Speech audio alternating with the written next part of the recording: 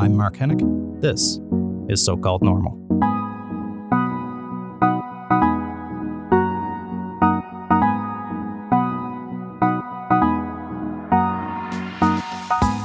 Hey folks, welcome to So-Called Normal. I'm Mark Hennick. Today we have on the show Lee Thomas. I've wanted to talk to Lee for a while now. They're a mental health and LGBTQ speaker, and we had the opportunity to connect in, where were we? Dallas, Texas, for some reason. Lee is in Calgary, I'm in Toronto, and we met up, and it took us to go to Dallas together to meet up to have this conversation at a conference that we were attending of other health advocates, and we had a little contingent of mental health advocates as well. So this episode and a couple of others that we're going to be having were all recorded there on site at the Health E-Voices conference in Dallas, Texas.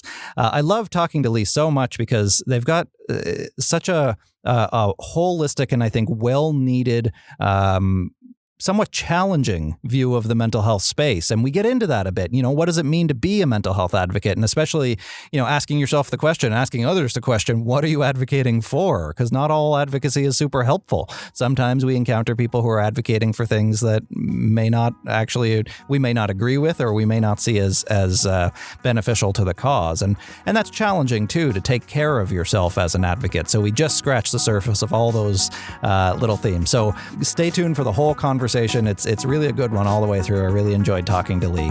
So here's my conversation on So-Called Normal with Lee Thomas. I am Lee Thomas. I'm a mental health advocate. I'm also a grad student. I'm doing my master's in social work right now. I've been doing a lot of advocacy around youth mental health, and I'm only now starting to shift that into being about mental health more generally. I'm 25 now, and so I'm not really a youth anymore. Depending who you ask, there's all these youth definitions going up to 30, and I'm not. Yeah.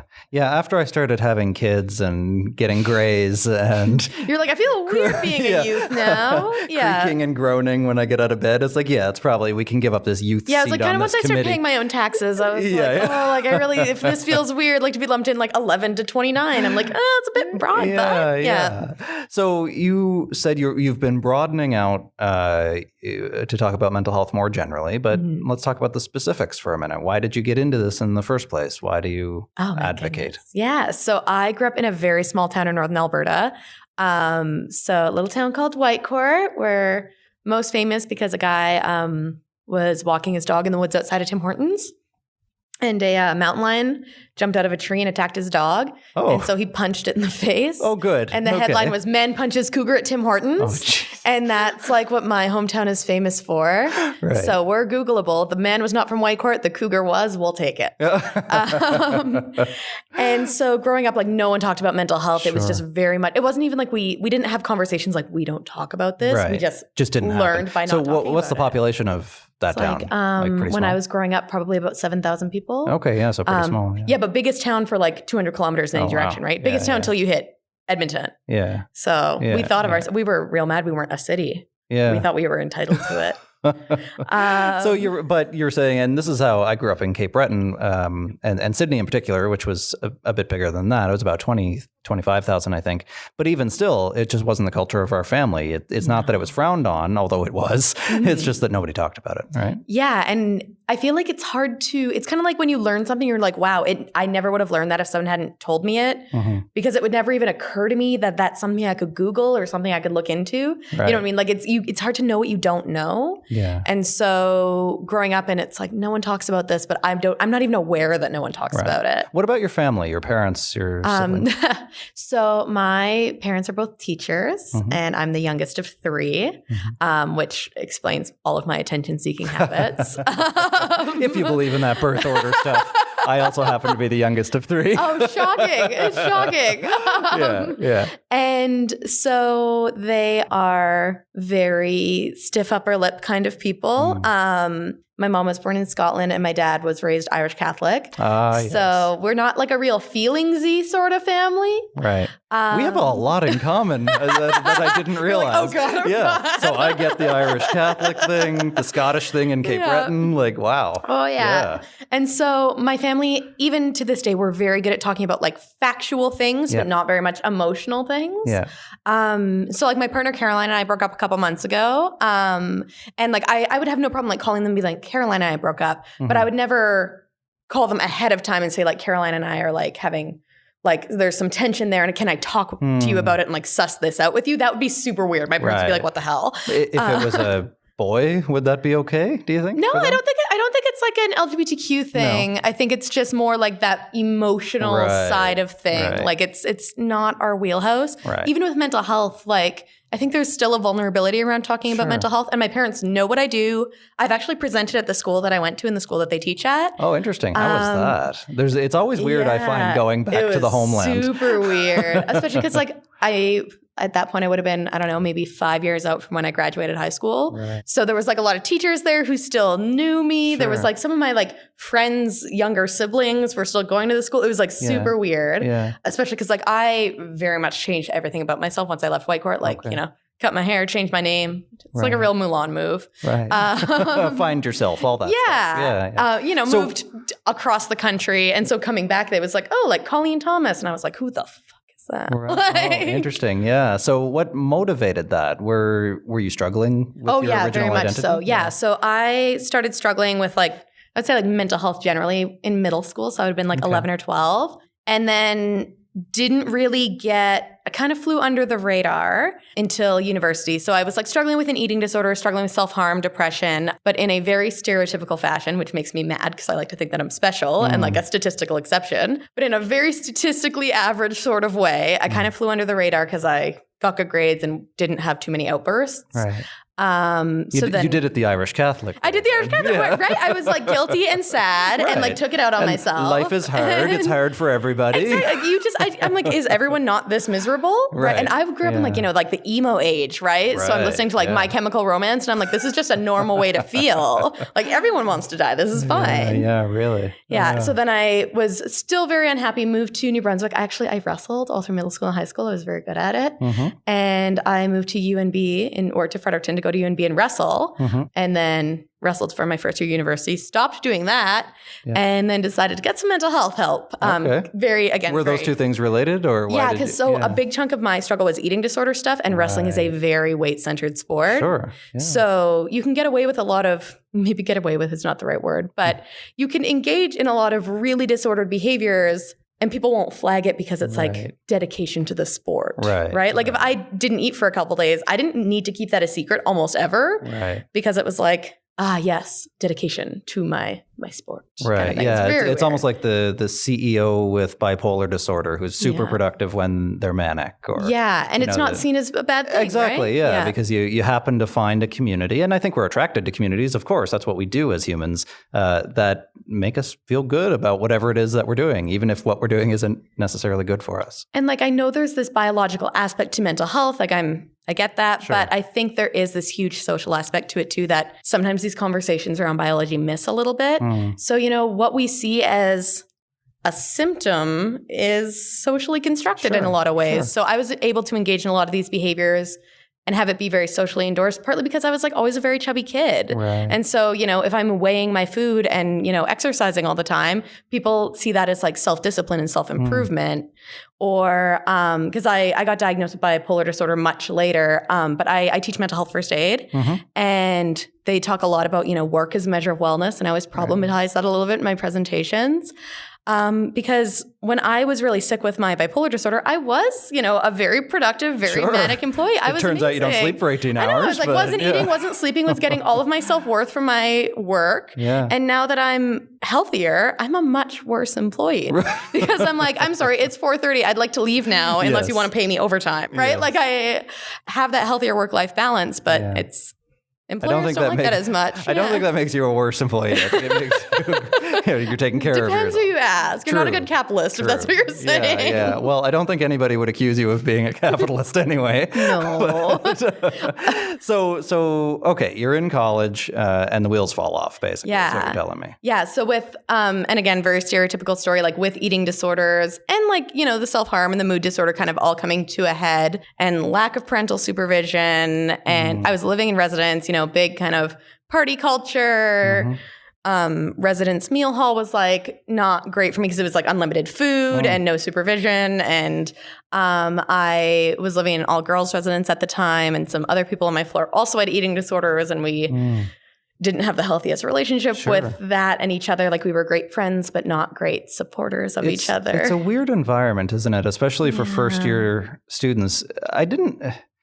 I only realize this now as I keep saying as I get older. I'm only in my early 30s, but even still. I just imagine you starting like a long white beard. Yeah. That, in like my day. A pipe. No, but as I get older, I realize how young I was in first year, second year university. Like you're still a kid. You're straight out of high school. And nobody taught me how to, most people had to do that, right? Yeah. You're just thrown out there. And it's just kind of like, good luck, kids. And for me, it was overall a very positive experience. Yeah, me too. It was an opportunity when I needed it. Yeah. But yeah, there was a lot of just kind of like, well, good luck out there. Like, figure it out. Yeah. And I think just a lot of assumptions of, again, that whole society thing. Like, what do we see as normal rites of passage? Right? Yeah. And do you think that it's still generally or was at the time seen as a normal rite of passage to struggle with depression in this way or whatever the struggle was? I feel like more it was seen as like a normal rite of passage to be very profoundly unhappy. And that's where I think I struggled was I was aware that I was unhappy, but I didn't think that I was like struggling with a mental illness because I think maybe in the early days of people starting to raise awareness about mental health and mental illness, but there was, and I think still is very much this vibe of like, you have all these fakers out there who are making it harder for everyone, people who say they have anxiety and depression and they don't, and they're just making it way harder for the people who actually do struggle. And I thought I was a faker. Yeah, I did. I think that piece seems to be new, but people don't realize that this whole mental health awareness thing hasn't been around all that long. It's been 5-10 years that we've been doing it in a really profound and an intentional way, I think. Yeah. But it hasn't really fully sunk in yet either. No, and I think we're just starting to get to the point where we can have those more nuanced conversations around things. Like I was having a great conversation with someone yesterday where you have these arguments about like, I don't want people to see me as an illness. I want people to see me as a person. And then you have people who, have this idea of like, well, my illness does impact every single part of who I am. Like, I'm not defined by it, but it actually 100% influences every single thing about me. Right. And so it's trying to balance that, like, I don't want people to only see me as someone with a mental illness or, someone who's trans or someone who's like whatever. Like, I want them, so I don't want them to only see that, but I also don't want them to like see around that, right? Like, I don't want them to be like, I don't see you as like a mentally ill person. I just see you as a person. Because it's like, well, I don't want you to unsee this huge influential part of me. Yeah. I don't know if you've reflected on this, but how much stigma at that point in your life had you internalized that you believed a lot? Like what if you're a mentally ill person? Like, what does that mean? Bucket loads, right? Yeah. And I always struggle with this idea of, do these small steps make it harder for us to take big steps? So what do you mean by that?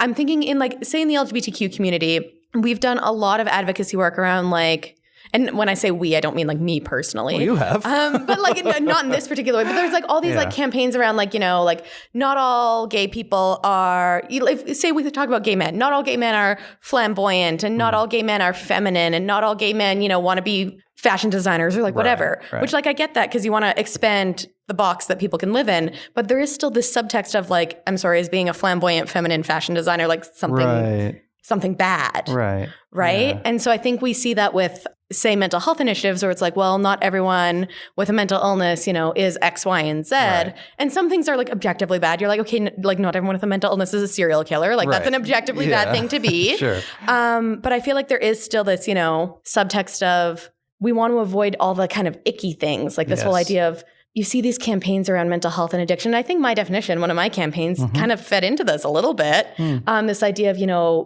mentally ill people aren't these people you see on the street and people who are talking to themselves. It's normal people like you and me who live with mental illness. And as a result, we forget about the people who are living on the street. And I was like, and even if it was only, people who are living in the street or whoever, like, I'm sorry, does that make it less of an important issue? Yeah. And so that's part of the reason, like, I've taken a bit of a step back with the My Definition campaign, partly because it's like very time consuming and it doesn't necessarily fit with my politics anymore. And that was part of it was I was like, I don't want to be reinforcing these messages that there's like a right way to have a mental illness. Had you thought about featuring people who fit those stereotypes? It's not something because I mostly would like go with university populations because that's like where I was at the time. I was also a university student. Yeah. And I think for me, it was less about, okay, I want to make this campaign something that does fit with my politics and more about like, this campaign was never as radical as I wanted it to be. So I'm not going to try to like squeeze it into something radical. I'm just going to go, you know what, that served the purpose I needed it to serve. And it's okay for me to move on to something else. Yeah. So like with my writing, I get to be a bit more radical. Yeah.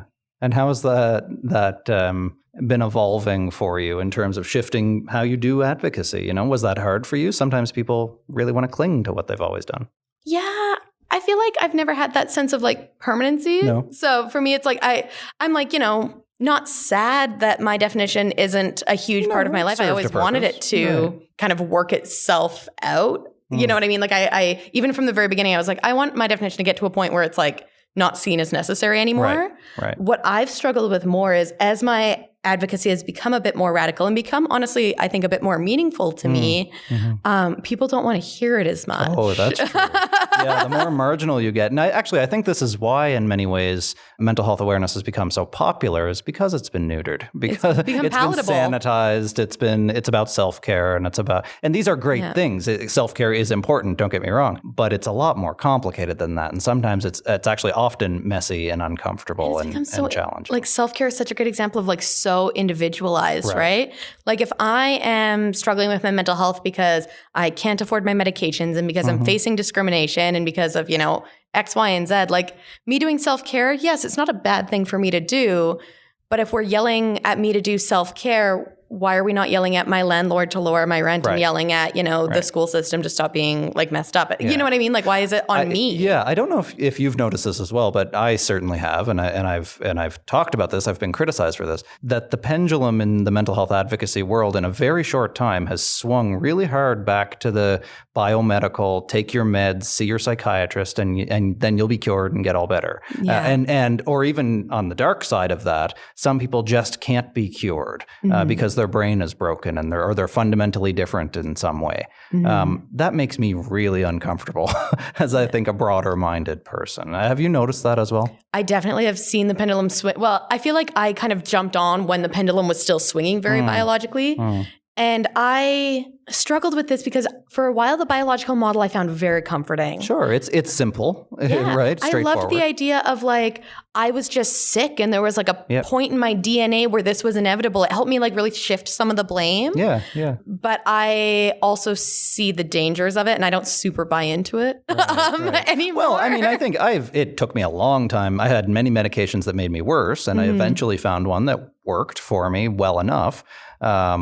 But I don't attribute much of my recovery to that. It helped stabilize me, sure, but that's not what caused my recovery. Yeah, and I still take medications. I find them very useful, but I feel like it's again that individual thing, right? If you as an individual have it in your DNA or in, whatever chemicals are going on in your body, we don't need to look at like how messed up our society is, right? Like because then it's a Mark problem or then it's a Lee problem. Absolutely. It's not.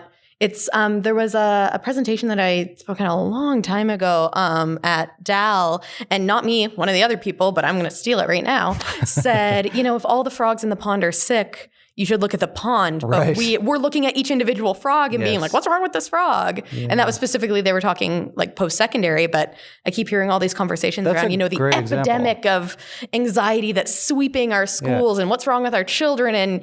And I'm like, I feel like maybe we shouldn't be looking at all these individual kids. And instead we should be like, wow, we're, there's this pressure cooker of society that we've got going on, and what are the other do common something factors? About that. I also find, I think as many people have probably noticed that there's little more dangerous than giving people a little bit of information about something, because then they're going to take it either way too far or misinterpret it. And I find this is the case with basic neuroscience information as well, that there's, especially in the advocacy community, I've noticed, people who will bang the drum about it's your brain, the problem is your brain, but they don't actually seem to really fundamentally understand much about the brain, about how neuroplasticity works and how our environment, if you're poor, if you're racialized, if you're marginalized in any way, the impact that trauma has on your brain, that just because we have pictures of somebody's brain who looks different, who has depression, that doesn't mean that's what caused their depression. It actually could have went the other way around. So people don't seem to understand the scientific part of it, right? Yeah. And it's, again, I always try to like pull out in my brain like these unspoken things. So with that, if it's like, okay, well, it's, your brain is sick, let's say, is the kind of unspoken foundation still that, okay, if we couldn't pinpoint a structural chemical thing in your brain, then it would somehow be your fault and you should just pull yourself up by your bootstraps. Right. It's kind of like if we look at like LGBTQ stuff where I keep drawing parallels. I'm sorry. No, that's great. That's a good marker of wisdom, I think, that I've seen. It is. Wise, quote Mark Hennick, Lee Thomas. I'll add you as one of my references to my resume. Put it on the back of your book cover when you write one. Exactly. Wise.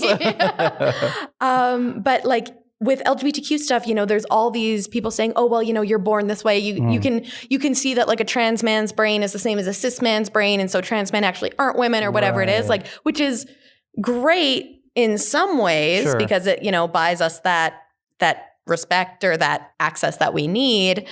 But when people say like, oh, well, being gay isn't a choice or being trans isn't a choice, I'm like, yeah, that's probably true. But even if it was a choice, like that doesn't mean that I shouldn't have rights. You know what I mean? So can I ask you about this? Because this is one of those things that I've thought about, but because I'm not a member of the LGBTQ community, I haven't felt that it's at all in any way my role to actually speak on this point because I'm not qualified. But I've often asked myself the question when I've heard that tagline, born this way, what if it? Why can't you just choose? Say it was. What's wrong with that? Why can't you just choose to be gay if you want to?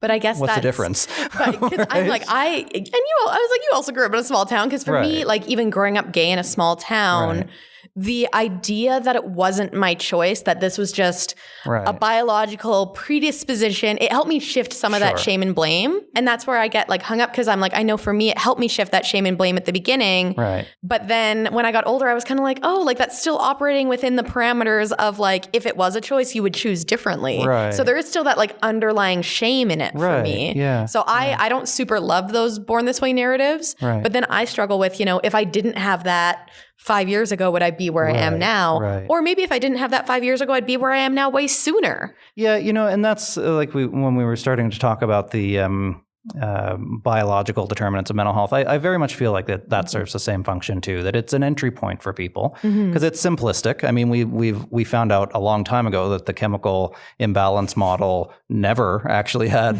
very much evidence, but it's easy. And that's when I was first diagnosed. I sat in front of a social worker who pulled out her whiteboard and her little red dry erase marker. She drew 2 neurons, little trees.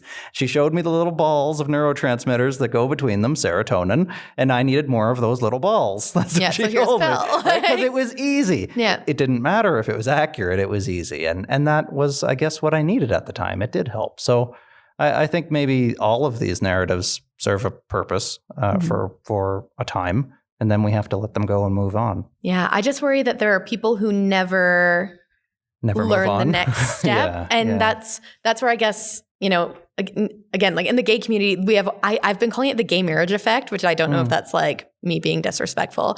But I feel like, the queer community really banded together and was like, gay marriage is a cause that's very important to us. And this is this tiny little step, this tiny little, very palatable step. Let's please make this happen.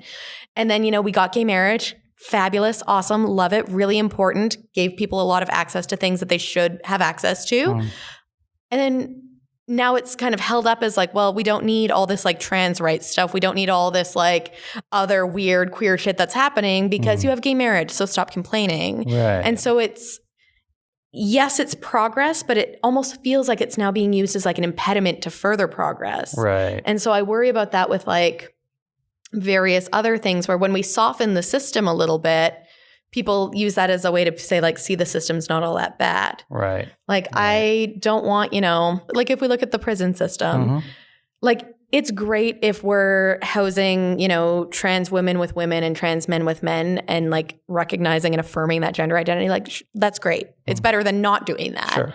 But I don't want people to think that makes, the disproportionate incarceration of trans people an okay thing. Right. You know what I mean? Right. So I worry about it being held up as like, oh, it's fine now. Sure. This happens in the psychiatric treatment community all the time, especially now the last few years where, especially wealthy donors are giving millions and millions of dollars to psychiatric hospitals to inspire hope and to promote recovery and all this stuff. And they get great glossy campaigns and they build new buildings that have lots of glass and swooping corners and all this stuff.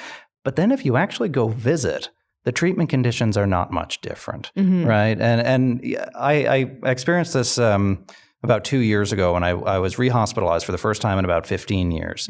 And I thought going in there, I brought myself in prior to any immediate risk because I just recognized that I was past my typical coping. And I went in thinking, surely after all this work, here's my ego that I've been doing and that everybody else has been, surely it has to be better. I mean, I've seen the glossy pictures and the brochures and the nice new sign out front on the street. And I went in and it was a hellhole. Yeah.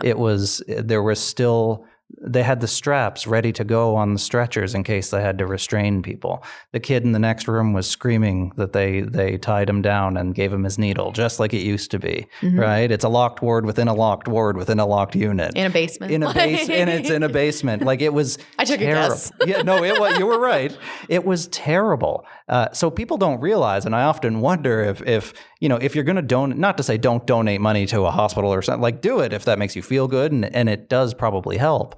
But also maybe go visit and see what it's like and what your money is buying. And that's where I worry about, I struggle with this because I don't want anyone to think that their mental health is less important or not severe enough or whatever, because I know that those narratives were very toxic for me, that whole idea of I'm not sick enough to deserve help and blah, blah, blah. So I would in no way ever want to feed into that. But I sometimes worry that our face of mental health and mental illness has become too palatable. Airbrush celebrities. And there's not, like, I think it's great that celebrities or, or very privileged people or very articulate people or whoever, like, I think it's great that they're speaking about their mental illness. But I even think that, like, when I go into a school and speak, I'm like, oh boy, like I have tons of privileges. And if I didn't have them, they would not let me speak to these children. Right. Like I want people to really think about, like, why do you guys feel comfortable hearing this from me? Why am I being paid to be on this stage when you don't want to hear it from someone else? What is it about me that makes you feel like you can let your guard down and listen? Right. Well, I think that's almost, that's very much a responsibility of the advocate too, is first of all, get over yourself and realize that your privilege and realize how fortunate you are to be doing that. Also to recognize that you're not representing an entire community, you're representing your own experience. But then the great responsibility that comes with that they gave you the privilege to do that for all kinds of unfair reasons. So you better wield that appropriately. Yeah, right? But I know I like personally live in fear of being like weaponized against someone else. Like I would never, because there are these narratives of like, okay, I have bipolar disorder and I can do whatever I want with my life, which is great because I would never want to be like, oh, I'm being, and I am being limited in certain ways by it. But like generally, if I really decided I wanted to do X, Y, and Z, I'm sure I could pretty much do it. Right. But I would never want someone else to be like, oh, Lee has bipolar disorder and can do this, therefore I need to be able to do it as well. Right. Like, and I think that there's that temptation for people to do that with all sorts of marginalizations, not just. I think like anything else, I think there is some good to that in terms of you being an inspiration for others, as I hope many advocates and people who share their stories are, that recovery is not only possible, as we say, it's actually likely if you get the help that you need, if you can surround yourself with the right supports. And sometimes I think it is helpful for people to see somebody who's made it. Actually, often it's helpful for people to see somebody who's made it through and then think to themselves, maybe I can do that too, right? I think it can become dangerous when you overinvest in that so much that you don't actually do what's right for you, right? Yeah. Because recovery happens differently for everybody. Yeah. And I guess I always want to be mindful of just like the sheer amount of luck that went into me being able to like, and even just, again, that whole social idea of like, what does it mean for me to have achieved success? What does it mean for me to inspire others? Good point, yeah. Like if I had, done like a double middle finger and been like, fuck you, mental health system, I'm out. And I'm going to be like writing angry, maybe like not super clear editorials, on WordPress for the rest of my life, as opposed to writing slightly more clear editorials on WordPress.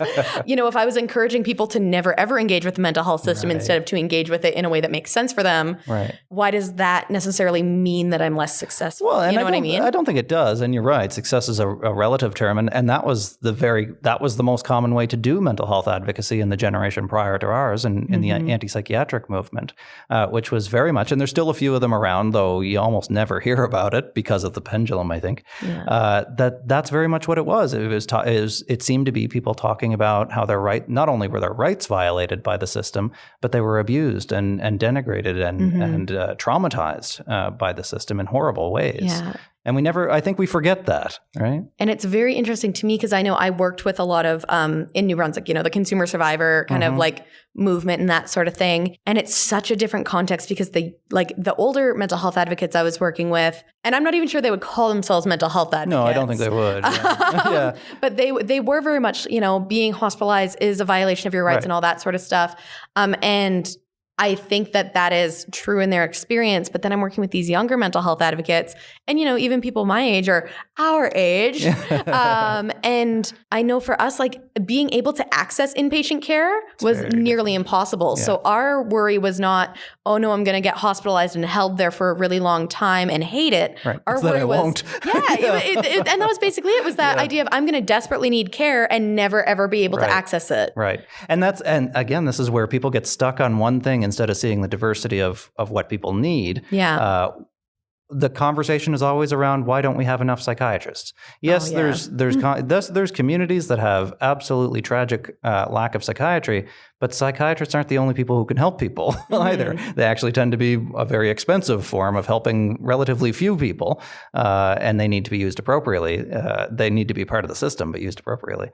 So that's not going to, like, if you're investing all of your efforts in that one thing, you're not going to see much of a result from it. Yeah, but I mean, it makes sense with the biological model, right? We have so many sick individuals. Yes. Let's get so many individual doctors to help them. More beds, more inpatient more individual rooms. Treatments, right? As opposed to seeing it as that more social problem. But it's, as much as it's expensive to hire 10 psychiatrists, it's much more expensive to provide social housing for people or whatever else they might need, right? You would think so, but actually, are you familiar with the Mental Health Commission of Canada Housing First Research Project? I'm listening. Yeah, so they had this bold idea. It wasn't original. It had been tested elsewhere, that if you take people with mental illnesses who are also homeless, often that would be an exclusionary factor for social housing. If they had, for example, severe and persistent schizophrenia, they might not be eligible for housing. But if you actually took them and gave them a house first, that helped their mental illness. And the recovery rates were much higher. Right, shocking. Take homeless people and give them a house, and that helps their homelessness and their mental illness. Yeah. And the research on this has been conclusive, that it saves on the back end far more than it actually costs to do, because they're not using police as much, they're not using shelters as much, hospitals and doctors as much, because they have somewhere to live and a safe place to sleep, and they don't have to worry about where they're going to eat the next day or if they're going to get stabbed in the bathroom. So these kinds of interventions do work, and we do have data to support it. Yeah. And that's, I guess, where I get hung, because, doing this grad school academia nonsense right now, that's where I get hung up, where we do have this data. Yeah. And so why is every provincial government not jumping on board with this, right? Great question. And that's where I get really frustrated, where I know we have like these, and not with like any one individual, like I've got no beef with the Mental Health Commission, we have this research and then it doesn't get translated into actionable change. And they would share that frustration, I think. Yeah, and I just find that so wildly frustrating. And I can't quite, I keep staring at the gap and being like, what the hell is happening there? And not really being able to fully figure it out. I think you're probably in lockstep with the entire mental health community. It's like, we know this isn't a mystery. Or likewise with treatment and recovery. There's 100 years almost of research on treatments that actually do really help people that people still aren't getting access to. Mm-hmm. Something as basic and thoroughly researched as cognitive behavioral therapy. Not only is it not funded, generally speaking, anywhere in Canada in terms of the type of ongoing treatment that people need or access to that treatment, people don't even know about it still very often. And it's the gold standard in treatment for anxiety disorders, and it works. So why not invest more heavily in that? And we've known about it for so long. Yeah. And that's where I get pretty hung up on that. And that's where I feel like some of my hope slipping away. You know what I mean? And I always try to keep that balance of like, I want to be jaded enough to understand how the system works, yes, but hopeful enough that I still think it can change in a meaningful way. And when I think about that, sometimes I like feel that hopefulness part slipping away and that jaded part creeping up on me, being like, you're not the first person to notice this and you're not going to be the last. And like, this shit isn't changing. Yeah. I don't have to tell you this, but fight the jadedness. Like because, survivors, consumers, people with lived experience, whatever we call ourselves now, we change it every 5 or 10 years. We consistently have ranked healthcare providers as among the most stigmatizing part of the system, doctors and especially inpatient healthcare providers. And I've spent a lot of time thinking about that because I've experienced that myself too. And I think it's that they see it every day. They get used to it. They see people not recovering because the system isn't serving them. The system often makes them worse. And they see it every single day and they become jaded and hopeless. And then they pass that on to others.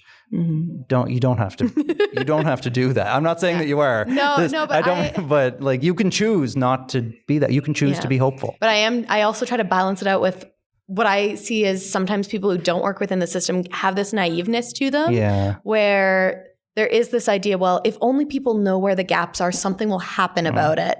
And I think that you see that in a lot of, like, I'm sure I did that when I was like a fresh advocate or, people who aren't working in this system every day who are like, oh my goodness, when people learn that this is how things work, there will be riots in the street and this stuff is going to change. And that doesn't happen. And that's where we see that stigma against mental health problems and illnesses and the treatment thereof. It's still rampant. Like we're talking, sure, but it hasn't really sunk much deeper than that yet. Mm-hmm. And it's again, who gets to talk about it without it being further stigmatized, right? Like I worry about that now with working in youth mental health and with youth advocates, where because I would have started advocating at 19-ish. So let's go back there for a second and tell me about that. You were still struggling with the wrestling. What changed to get you into advocacy at that time? So summer of 2012, summer after my first year of university, I got really, really, really sick. I was living like fully alone. There was no one else in the residence building. I was doing what's called summer monitoring. So you live in a residence building and make sure it doesn't burn down. And I was like really engaging in eating disorder behaviors, like just a very, very unsafe amount. Not that there is a safe amount to engage in, but you know what I mean? Like I was in pretty significant physical risk as well as like obviously emotional, mental risk.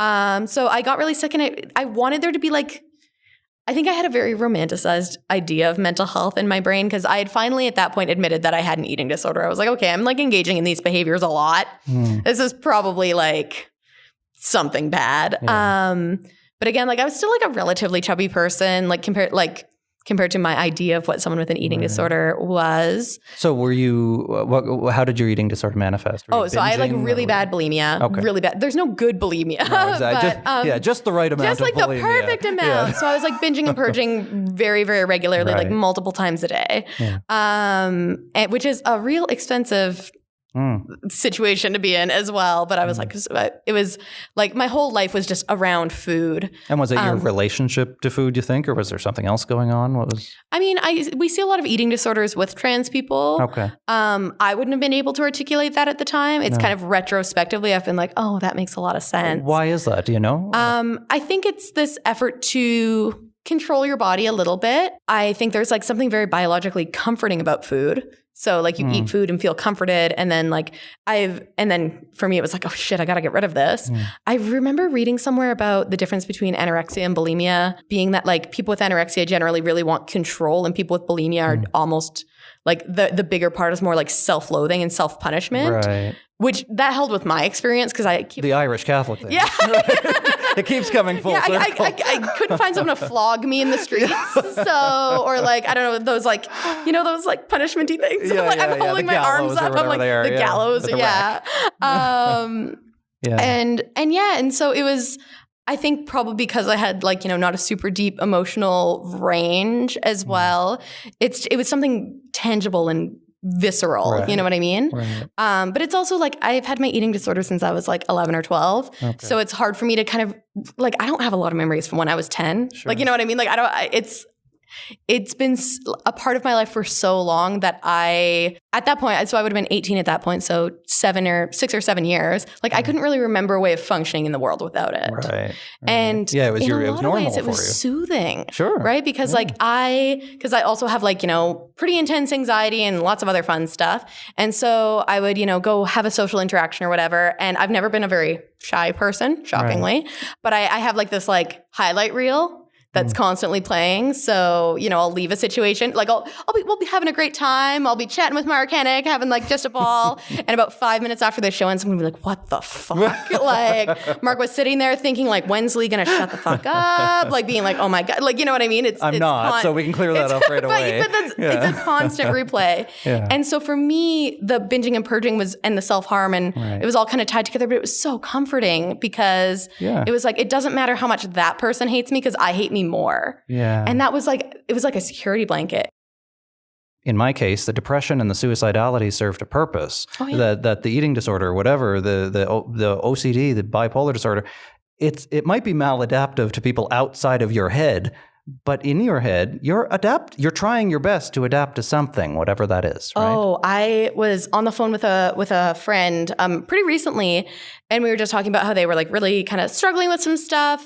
And I don't remember exactly how it came up, but I basically brought up the idea that like, because I've had like suicidal thoughts as long as I can really remember, which again is why I kind of thought they were normal. Yeah. And I was like, I find that very comforting. And I still do to this day where I'm like, if things get bad enough in my life, I can always kill myself. Yeah. And yes, that's probably a very maladaptive technique, but I find it very, because it's like knowing that the option is there makes me not necessarily want to engage with it. Right. Yeah. But I think if I was like, there's no other way out, I have to go through it, then it doesn't feel like a choice anymore. And then you feel trapped. And I think feeling trapped is a very dangerous thing, like when it comes to suicide. Yeah. And I think that seems to be at the core of suicidality. And so I mentioned that to my friend and they were like, no one has ever said that to me. And they were like bawling their eyes out. They were like, that makes so much sense. Like, and it was that whole, they had felt so embarrassed and so ashamed that was comforting to them. And I was like, we all do what we got to do to like feel comforted. Just trying to get by. Yeah. And to me, like, I find that very soothing, kind of in the same way that some people find nihilism very distressing. Right. And I find it very comforting where I'm like, 100 years from now, no one's ever going to remember that I existed and I'm okay with that. And that's like relief to me. Whereas some people are like, oh shit. Yeah. I don't know what to do with that information. Yeah, that's kind of me. But even though, I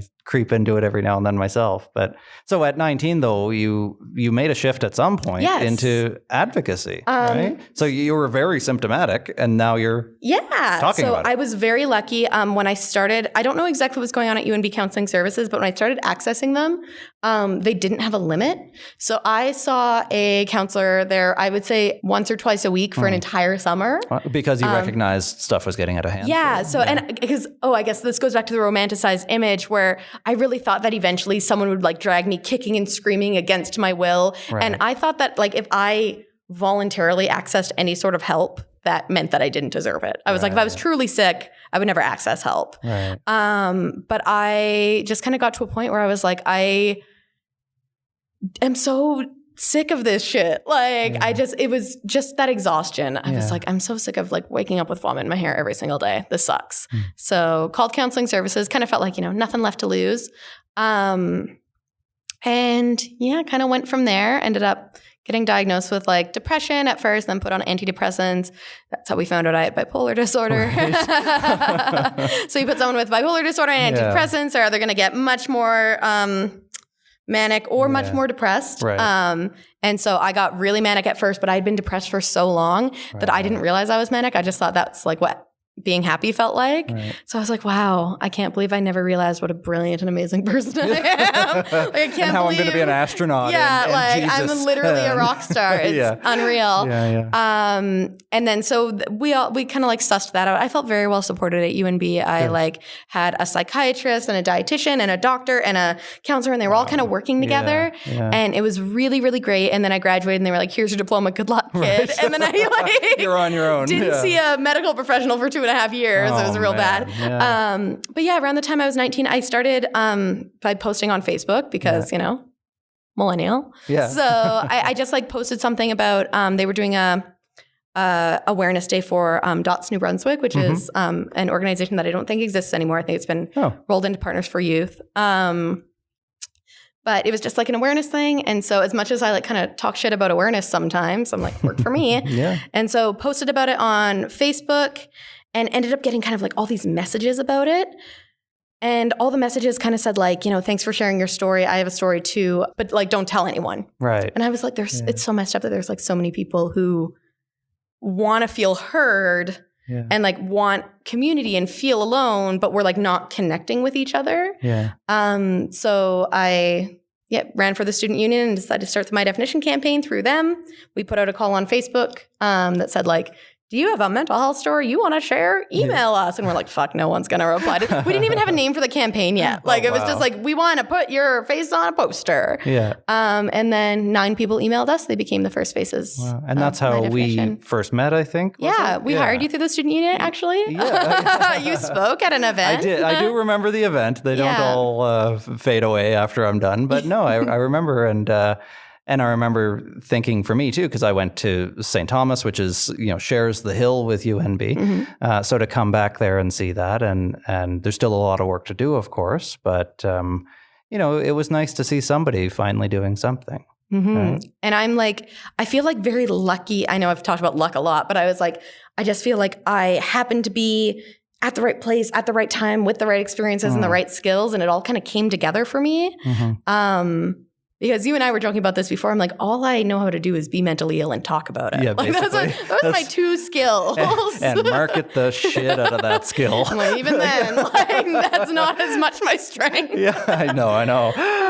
But so what, I mean, I know you're tight on time, so I don't want to keep you any longer. But if you could tell me through all this, you know, you get into advocacy and the rest is history, as they say, and all that. So a couple of years later now, down into the advocacy trenches, studying social work, really still, you know, a very bright future, whatever you choose to do. What have you learned so far along this process about yourself? Oh, about myself. Yeah. That was the twist at the end. I was like, let me tell you what I've learned. Well, you can tell me about that too, but I'm really more interested in learning more about what you've learned about yourself. I've learned that I am a much better writer than I thought I was, which is nice. Yeah. And I guess that I was like, I feel like I've learned a lot of negative things about myself as well. Like, I feel like all this like insight has kind of stripped away some of these ideals I've held about myself. Like, I had always thought of myself as someone who was very good at being vulnerable. And then I realized that's just because I share stuff that I actually don't feel is that vulnerable, but other people tell me it's vulnerable, so I thought it was vulnerable. And then when I have moments for real vulnerability, I'm like, oh, fuck, I don't want to talk about that. But now at least you have that awareness, right? Yeah. Of where the line is. Yeah, and like learning about that introspection. And I know that there are people who like don't find that introspection as interesting as I do. But I feel like everything in my life is about trying to understand either what happened to me or what happened to other people. Like it's like my brain is always like trying to fix these puzzles or something. And I think like a lot of people, like I ended up going into this because I am not able to cope with the idea that what I went through was purposeless. Right. And like, I mean, my dad was raised Irish Catholic, but I was not. So I was like, I don't have like any purpose in my life. Yeah. And so I don't necessarily have like a lot of, I guess, like higher beliefs or that sort of thing. And so I think that's part of why I'm so fascinated about mental health is just this idea of like, wow, what I went through was really bad. and it can't be for no reason. Like, so if I can create a reason out of it, if I can create a purpose out of it, I find that comforting. So sometimes I think that I'm just like very selfish in the work that I do because I'm just constantly trying to figure out like what the fuck happened Seeking there. purpose. So are you at a place yet where you're able to say that your struggle has had purpose? I think it's had purpose in it's funny because I like to think very systemically, and that's where I lose that feeling of purpose because it's just this huge system that like refuses to move. But when I think individually, when I think of like the individual people who I've got to meet, the individual people who have like told me that the work that I do has helped them and been meaningful to them, that's where I find that feeling of purpose. So every nice thing that anyone has ever sent me on like Facebook Messenger or email or whatever, it's like printed out, it's on my wall. I look like a crazy person with all like these printouts on my wall. And then I was like, well, you know, I am. So with red Sharpie connecting them and making circles. And I just I can't imagine, like, I was like, I don't know what I was doing before this. Like, I was like, I've always wanted to help people. I wanted to go into journalism, but I didn't know that Stu existed. Right. Sorry. So I went to UNB to like take English because I was like, that's basically journalism. And, you know, I started with the student newspaper because I was like, I really want to write about problems so like people will like know about them and fix them. And then I kept writing about problems and no one was fixing them. And that's why I ran for the student union. It was a platform of mental health and gender neutral washrooms. Those are my like two. And it worked. Platform. They also now have gender neutral washrooms. There you go. And so then it was, you know, okay, well, I'm going to do this because this will make it work. And now I'm kind of doing the advocacy thing because maybe that will make a difference. And, you know, if I decide tomorrow or 5 years from now that this is not like the right way to make that difference for people, then I'll do something else. I look forward to seeing everything that you do because it's so much fun. And you will, and I will be reading about it. And it's such a pleasure to have talked to you and to see all the good work that you're doing. I really think that this clearly is your purpose. You're using it well, and I think you're making a bigger difference than you think you're making. Aw, thank you, Mark. Thanks, Lee.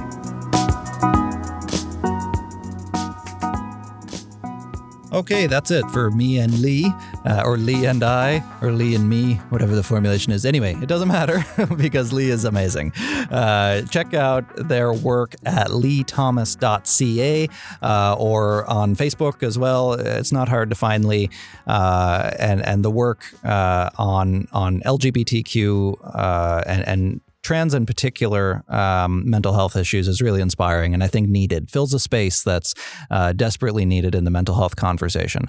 So I want to thank Lee for coming on the show and for educating me certainly more on those issues. If you like this conversation and all the others that we have on here trying to figure out what the hell it means to be so-called normal, head over to Apple Podcasts and subscribe to the show. Leave us a rating at the bottom, leave a comment, share it with your friends and family. Apple Podcasts, and subscribe to the show. You can also follow me on Twitter, Facebook, Instagram, LinkedIn, YouTube, whatever. I'm everywhere.